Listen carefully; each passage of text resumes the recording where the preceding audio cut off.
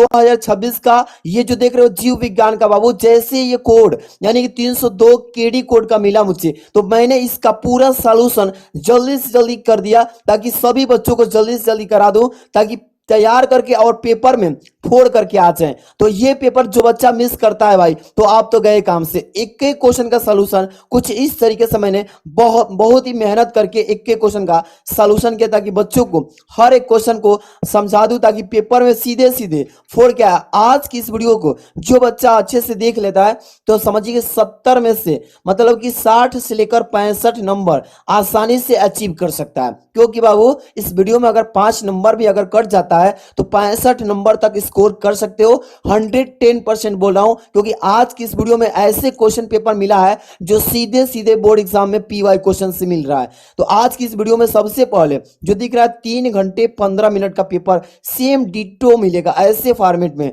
अब कहना है बच्चों कि बहुत सारे बच्चों की गलती ये करते हैं कि बायोलॉजी के पेपर देने जाते हैं, हल्का में ले लेते हैं, सीधे सीधे प्रश्न संख्या से हल करते हैं। तो ऐसा गलती मत करना बाबू। सबसे पहले निर्देश को थोड़ा सा 2 मिनट लगेगा पढ़ लेना कि क्या कह रहा है, क्या हमें इसी के अकॉर्डिंग सॉल्व भी करना है।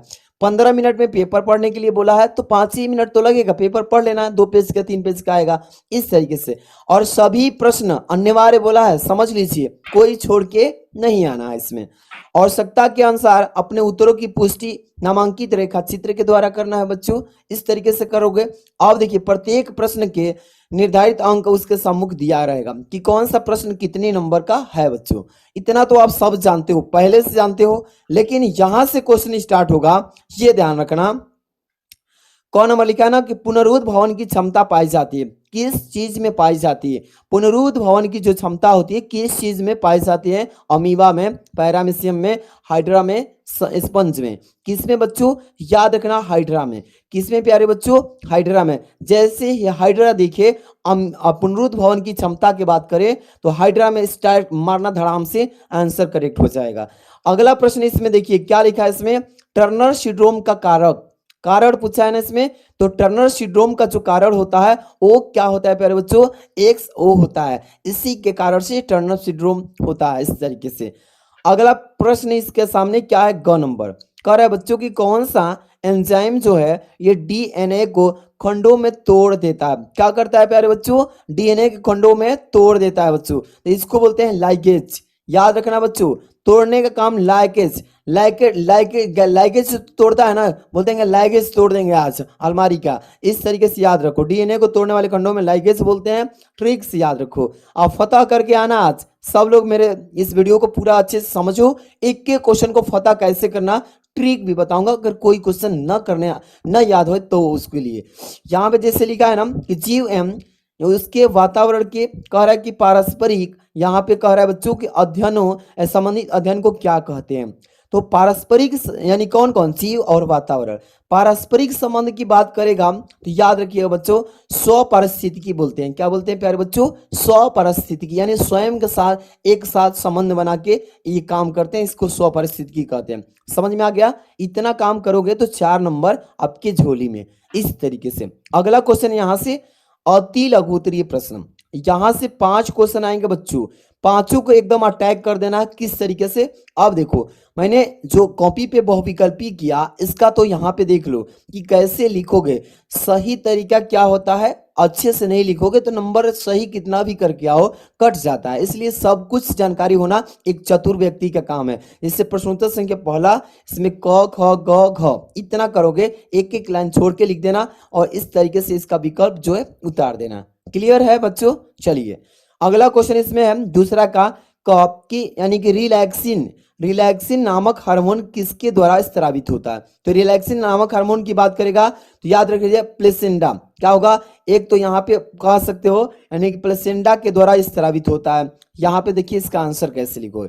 सबसे पहले बेस्ट तरीका अति लघु उत्तरीय प्रश्न, प्रश्नोत्तर संख्या 2 लिखोगे। इसके बाद से क नंबर का रिलैक्सिन नामक हार्मोन यानी अंडाशय और प्लेसेंडा द्वारा स्रावित होता है। अंडाशय से और प्लेसेंडा से, क्या आप एक भी लिख सकते हो, कोई दिक्कत नहीं।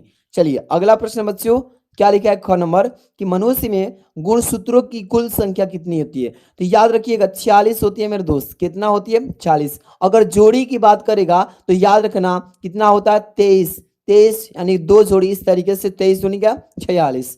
आराम से ये सारा क्वेश्चन अटेम्प्ट कर लो, पेपर सीधे फंस जाएगा। अगला है मेंडल द्वारा अध्ययन किए गए मटर के पौधों में कितने विपरासी लक्षण बताए थे? तो 7। कितने बच्चे? 7 बताए थे। कितने बच्चे? 7 बताए थे। अब इसका कॉपी में भी जिक्र करूंगा ऐसे। देखिए, जैसे कि मनुष्य में गुणसूत्रों की कुल संख्या 46 होती है और मेंडल द्वारा यानी अध्ययन किए गए मटर के पौधों में कुल कितने? 7 यानी कि विपरासी लक्षण को अपने प्रयोग में बताया था। आगे हम चलेंगे, अगला क्वेश्चन इसमें लिखा है ना कि एक प्रारूपी यानी न्यूक्लियोसोम में कितने यानी क्षार युग्म की डीएनए की कुंडली होती है, ये पूछा है इसमें। तो एक प्रारूपी न्यूक्लियोसोम में कितने क्षार की न्यूक्लिक का डीएनए की कुंडली होती है बच्चों? याद रखिए 200। कितने? 200। याद रखना 200 होती है जो डीएनए की कुंडली होती है। आराम से इस तरीके से आप लिखोगे, अभी बताएंगे, चिंता मत करो। एक एक लाइन का आंसर एक एक में आंसर में देना है। जैसे किसी भी समष्टि के 2 विशिष्ट गुण बताओ। किसी भी समष्टि के 2 गुण, जैसे कि बच्चों एक जन्म दर ये क्या होता है कि लगातार जन्म दर चलता रहता है। एक मृत्यु दर, ये भी क्या होता है बच्चों? मृत्यु दर, ये भी लगातार इस दुनिया में चलता रहता है। तो इसी को बोलते हैं किसी भी समष्टि के विशिष्ट गुण, ये होता है। ठीक है ना, इस तरीके से। और एक घनत्व भी होता है, घनत्व। आप याद रखिएगा, 2 पूछा है ना, इसलिए जन्म दर, मृत्यु दर। अगर 3 पूछता तो घनत्व भी शामिल कर लेते। ठीक है, इस तरीके से। तो